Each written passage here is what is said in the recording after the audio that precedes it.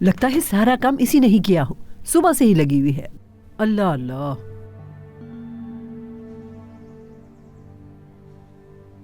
तुम कुछ कहना चाह रही थी? काम में आसानी हो। क्या सबा इस घर की बेटी हो सकती है? तुम कुछ बताने वाली थी ना?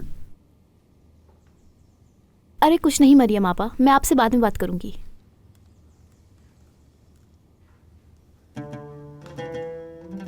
अच्छा ठीक है, तुम चली जाओ इससे पहले कि जनान साहिबा आ जाए।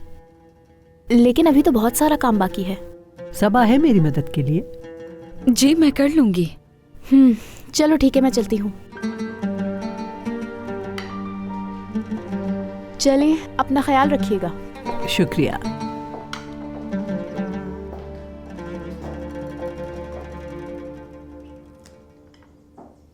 मरियम आपा,